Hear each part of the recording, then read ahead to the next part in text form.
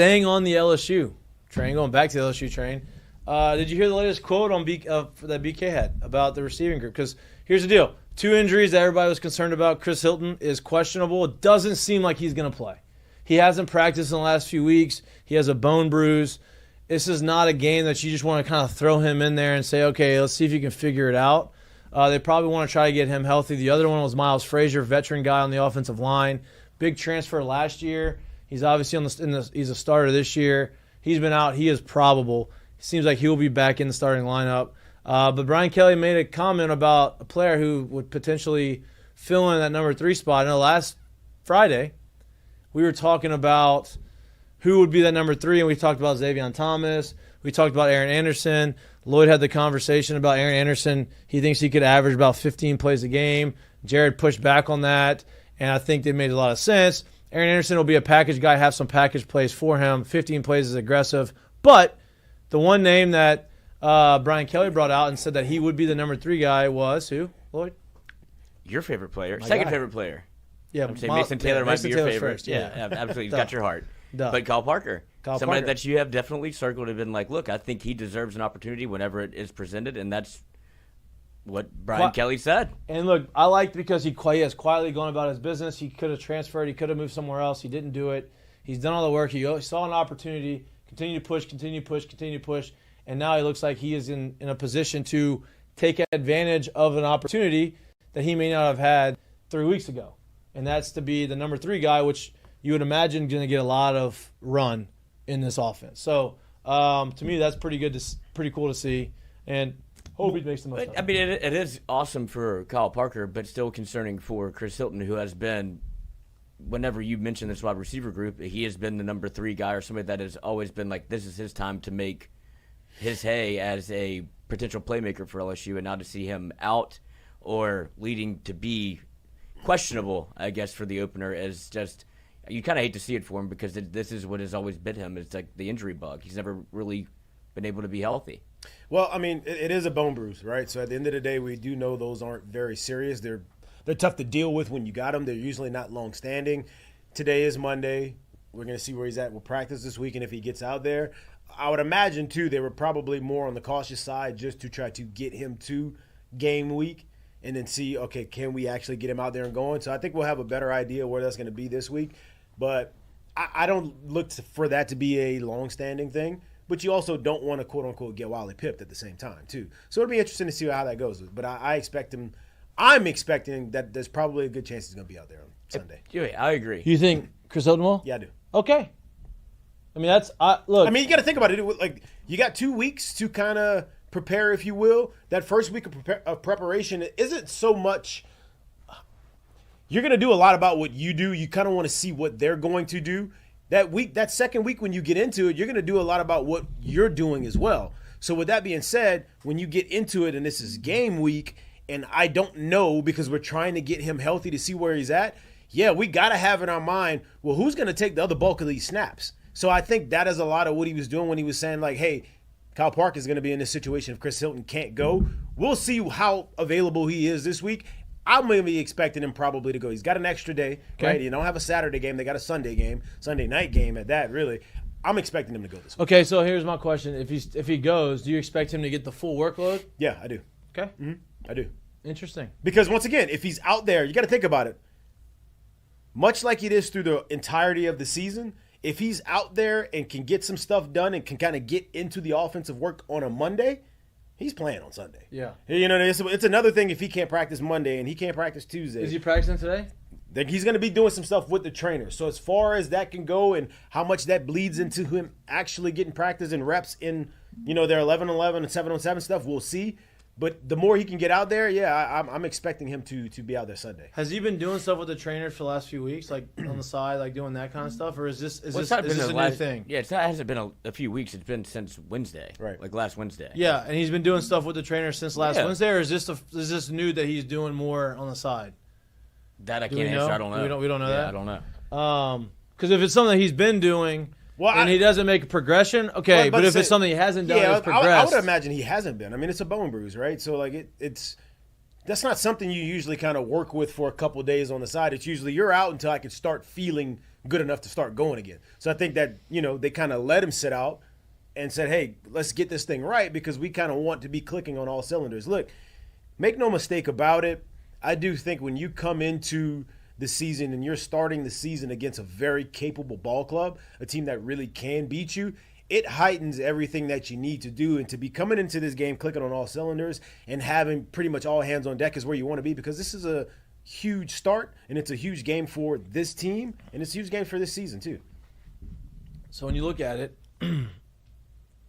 obviously it's what? I also think it might be a little bit of like a shot across the bow at Chris Hilton to be like, hey, get right or else Kyle Parker's going to play. Like, if you don't do the things necessary to get yourself ready, like, we have other guys that'll play. No. I think he's doing it. I think he's... No, but I just it's kind of like a message through the media. No. What he's done before. But I think you're saying that wrong in the sense of I don't know where he's been at and what he's done in the past before. But I do think you're right when you say not so much a shot at him, but a message to him, if you will. Because, bro, like, at the end of the day, injuries are injuries, right? But at the end of the day, some people can find a way to play through pain and some people can't. And I don't think he's saying if get yourself right, it's a shot at you. I think he's saying, hey, we have other capable bodies as well. We would love for you to be out there, but if you're going to keep showing that you can't get out there for whatever the cause may be, not saying that you're hurt, that you're not hurt, not saying that you don't have this, but if you can't get out there, we're going to have to find other people to do it. I do think he's doing that.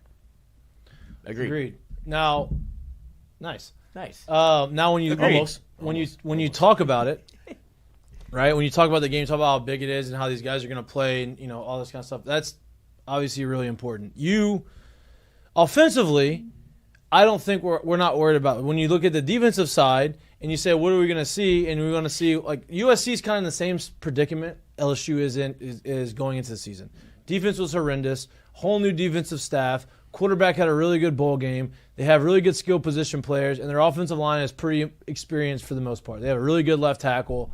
That whole deal, right? Miller Moss is their quarterback. He's a senior. He was the MVP of the bowl game, and I think that's what everybody is concerned about is how is LSU with a new defense, a new coaching staff, going to be able to defend Miller Moss, who had that one really good game in the bowl game, and he looked explosive, and obviously you have Lincoln Riley as offensive coordinator, calling the plays, designing stuff to where it's going to be very quarterback and offensive friendly.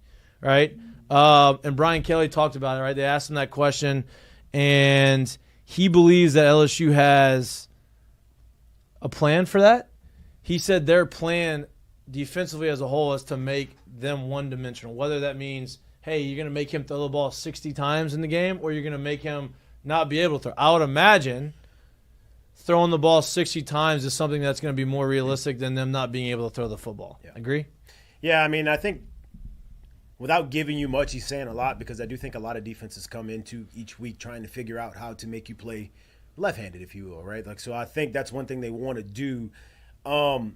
Very encouraging hearing him or seeing that him talk about where he thinks this defense is good. Yeah. There's not a lot of bust. There's not a lot of miscommunication. Right. They're doing good right there. The one thing I'll bring up that you just really can't see until it actually happens, but the one thing I do that I do worry about a little bit when we start this thing is, like I said, when you're playing another capable ball club, when you're playing another group of guys that are just as talented as you are, being able to play to the whistle in an unfriendly environment is something that's different. And what I mean by that is tackling guys to the whistle, finishing blocks to the whistle. That's a different thing right now, right? So, like, if we're able to play without miscommunications, we're able to get multiple hats to it. Now it's actually being able to bring guys to the ground. I do think that is one of those huge things when you play against another talented ball club, because at the end of the day, that could be the real difference in a win or a loss. And what I honestly think is a very pivotal game for them this year, just because of the way the rest of the schedule sets up and because of your ability to get into a playoff situation when there's 12 teams that are getting in. I don't think it's a secret that how pivotal this first game is. LSU hasn't won one for 4 straight years. In the past, though, it hasn't. Because remember, we've talked about in the last couple of years, like, oh, this is a big game, but, like, you can get it done on the other side. And, yes, you can. Like, they still could. You lose this game, yes, you can. You can rip them off. But we know at this point and what we project this playoff system to be like and what this league is going to look like, you need to get to that 9, most likely probably 10-game threshold to be able to be even in the conversation of being in. Well, it's going to be real hard to do that looking at the rest of your schedule if you take an L in this first game, right? And I think that's where this situation is, because it's going to become tough at that point. 100% agree, right? I think to me, winning this game, the key to winning the game is defensively. Obviously, you got to stop them. But I think offensively, you have to be able to just control the clock. I think that's going to be the biggest help on the defensive side. You got to play complementary football. Yeah, and look, offensively, they're going to score points. I really do believe that, right? USC's out there to make a point too, defensively. Hey, we were horrendous. Lincoln Riley has never had a good defense ever. From Oklahoma to USC, the defenses have always been horrendous. So they are out there to make a point, saying, hey, look, we've made some adjustments here too. We're trying to go out here and shock the world. We're 4.5 point now. The spread's going down from 6.5 to 4.5. Crazy. Right? Which I like. I like that. I'd rather it come down than go the other way. Right? It makes me feel better. I don't love going in there with this huge point spread. You've already bet it? Yeah, I did the over and LSU money line. What's the over under? 53? Yeah, what'd you get it at? 63.5, I believe. 63.5? Mm-hmm. Oh, I thought someone said it was 53.5. Let me check. But I'm looking at USC schedule from last year. This obviously with Caleb Williams at quarterback, so it's a little bit different. But they dropped in their first game last year 56, second game 66, third game 56, fourth game 42, 48 against Colorado, 43 against Arizona, and then their first loss coming at Notre Dame, and it was 20 points. So that's the least amount of points they scored all year.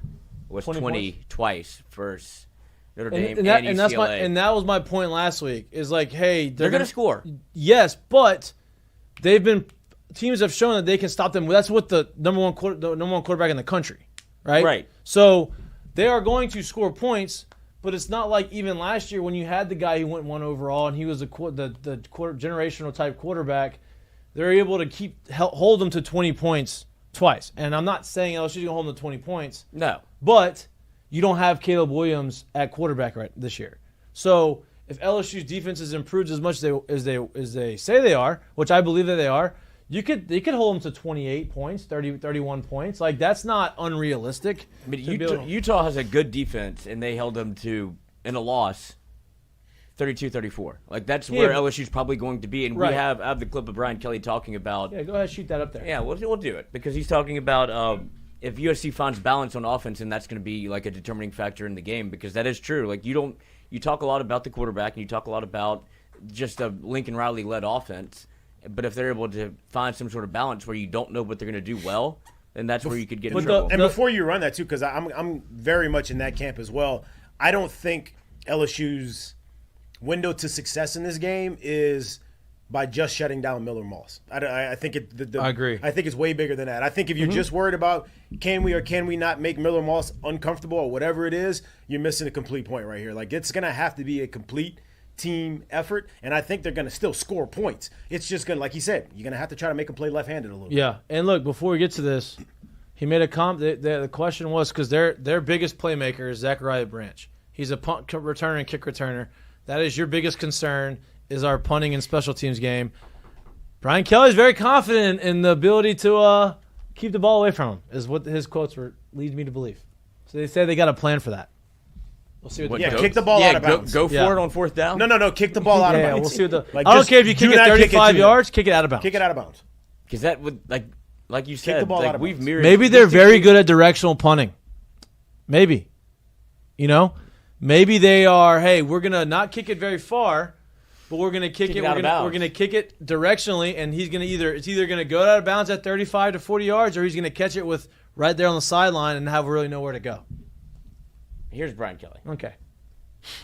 Anticipated game week, and we get right after it with a great opponent in USC. Excited about the matchup. Certainly Sunday, Las Vegas, and a game that will be seen on ABC in prime time. So, just a great showcase for college football, LSU in particular, and certainly. For all that fall college football should be a great matchup. we're excited about the football team that we have going into the season. Every year is a new team, and certainly we lost some great playmakers last year. But again, every team across the country has lost great playmakers, and probably some of the similarities are, USC and LSU lost Heisman Trophy winners at quarterback. And so now it's time to talk about the guys that we do have. And, we're excited about, some of the leadership that we have. As many of you know, recent news, Josh Williams and Greg Penn were awarded the number 18. They exemplify, the kind of other-centeredness, thinking about team first. That's emblematic of 18, being a great teammate, overcoming adversity. And number 7 will be worn by Will Campbell. Of course, he's an offensive lineman. He can't actually wear 7, but he'll have a patch that will show that. And then Harold Perkins on defense. And again, what does 7 represent to us? A great history and tradition with both of these numbers, 18 and 7. And 7, much more about a player that has roots in the state of Louisiana and certainly can bring up the play of all those around him. Certainly. Oh, I thought you were going to play the defense. The other. Oh no, we got to tee it up. Dude. Yeah, no doubt. That's a coach that's just ready to. You're asking him the same questions you've been asking him for 5 weeks, and he's just ready to play. He has not really much more to say other than the fact that they are ready. They're as healthy as they're going to be all season, and he's very confident in their ability to go out there and play the brand of football that we all expect them to play. Is that what you got from that? That's what I got from that. Yeah, I got a whole lot of coach speak, which is fine. But we have another clip of him setting up, talking about the defense against USC. So I don't know how much information you're going to get at this point. If you don't know, then you haven't been paying attention. But it does feel like a coach that is very much, let's get this thing rocking. Since this You don't have the smart one.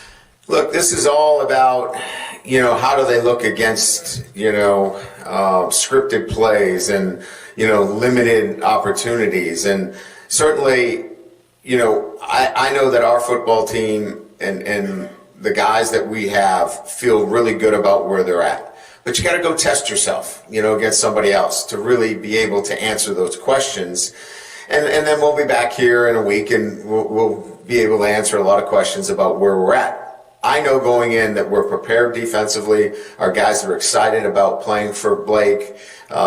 I know that they get the scheme very well. There's not a lot of confusion. There's not a lot of busts. There's guys that clearly understand what it is to play LSU football. And I'm excited to watch them play. And so I think that's half of it, right? Everybody has a high expectation. I expect them to play the level of football on defense that we've been accustomed to, and they'll get that opportunity on Sunday. It's such a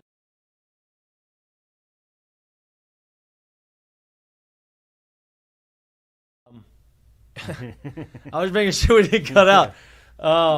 If you listen to what the USC people are saying about USC, a lot of it sounds a lot like what LSU is saying, right? He's saying the defense is going to be the defense that you expected to see. Now, you haven't really seen USC play really good defense in a long time, but the reason why LSU is so high on the defensive side is because the coaching, you have the ability to have no confusion, no bust, all these types of things. That's literally exactly what the USC guys are saying about the team there. Hey, Anthony Lynn is a defensive coordinator. You're not seeing the bust. You're not seeing the confusion. They're going to be coached up better, so they would automatically assume that they are in a better situation to play defense. And at the end of the day, he's right. You have to go. You can do everything you want to do in camp, but at the end of the day, you have to go play against somebody else. And you don't really know what's going to happen until you step on there and it actually happens. And I think that they're as prepared as they have been over the last 3 years since Brian Kelly has been there. I think they're the most equipped that they have been since Brian Kelly has been there over the last 3 years. And I think that they're going to go into this game with that type of confidence and with a little bit of that newfound energy on defense.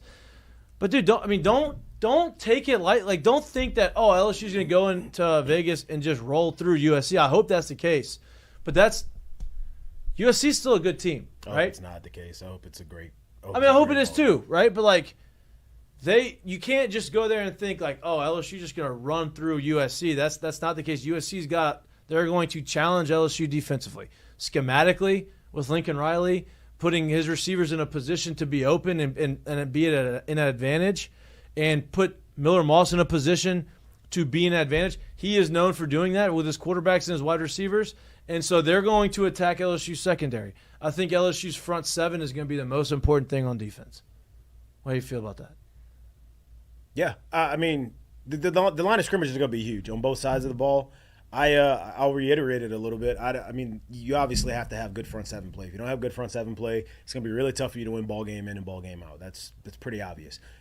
I'll say it again. Because of Lincoln Riley's ability in his history, because of his way to coach and bring up a quarterback and play, because of the skill position players they have, specifically Zachariah Branch, this game is different. Like, you gotta remember, I want to tackle Kyron Lacy, but I also don't want to hurt him, right? I want to tackle Chris Hilton, but also don't want to hurt him, right? This game's different because that has to go out the window. That thought has to go out the window. So when you open up and you're playing against a team that's capable, scheme-wise, that's capable, talent-wise, and that is as hungry as you are, you got to be able to bring that as well. So for me, I expect this USC team to go out there and play a capable and very good ball game. But what I need to see from the LSU side of it is, yes, I need to be able to see you take the schemes in and be able to do what you need to do. But bringing guys to the ground in this game, I think it's uber important in this game, because this is a huge swing game to start the year, and you usually don't have these kind of tests to start the year in a situation like this, and I think it's important for him this year. Lloyd, how do you feel? You're the one that always brings us back down to like the – and I also remember, once again, the depth, I think, is there. The absolute impact player on that front line, those front 7 or 8 guys that is going to play up there. And I'm not talking about the front 7 in the sense of Harold Perkins and Greg Penn and the linebackers, but those guys that are going to play up front, the depth is there. You're going to have those guys play strong. I'm not exactly sure you'll see those guys be the star of the game, but that's not what we thought we were going to get out of this team. If those guys can play that well, you may see the Harold Perkins and those guys and the likes of guys like that have huge games this weekend. Yeah, he's reiterated this a ton in terms of what Brian Kelly said about the team, where he says the sum's greater than its parts, and he reiterated that again on Saturday, where he talked about, like, he makes a point to say that every time he speaks about the team, because it's true. Like, he doesn't want you to focus on Garrett Nussmeier or Harold Perkins. He's like, if they play well and they play well together, then you have an LSU football team that's probably going to be able to be in every game that they play, is essentially the message I got from him. So if that's the case, you'll find out very quickly, and you'll find out on Sunday. Like, I'm sure LSU will get better, but it needs to be good. At least they just need to win. Well, no, not only that, but it needs to look different.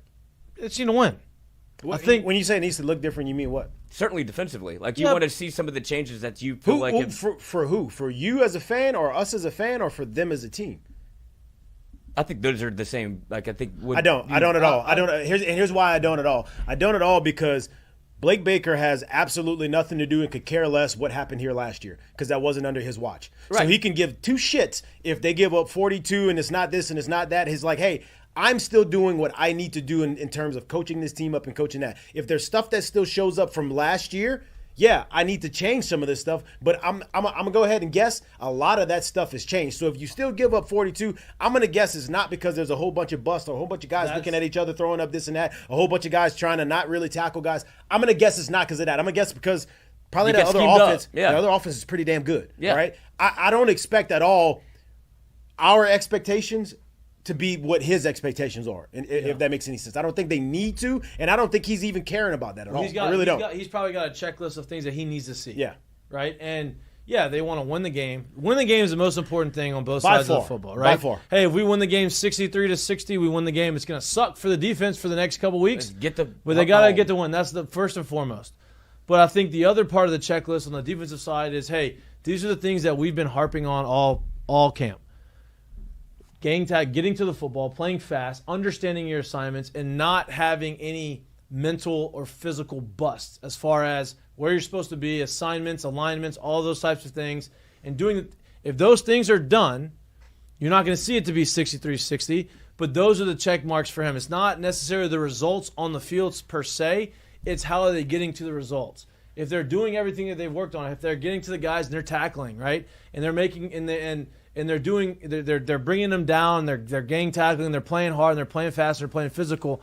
I think that's the most important thing. Now, if Lincoln Riley is scheming them up and Miller Moss is making these throws and they're making contested catches, there's some things you just can't. They're just outplaying you, right? It's not about the defensive scheme. It's more about them just playing better. I don't think that's necessarily going to be the case either, though. There's also another side to this thing where you also got to think about, for example, where Nick Saban was able to get that program. When you kicked it off in week 1 for the last 10 years, you expected them to be in the number in the last 4 at the end of the year. Didn't matter who was at quarterback. Didn't matter what receivers was there. Didn't matter what linebacker was playing. Didn't matter what safety they had back there. You expected that this is a Nick Saban team. They'll be there at the end of the year. So the way you pose it, I guess, Lloyd, is let's say they were to go out and win this game 38-13.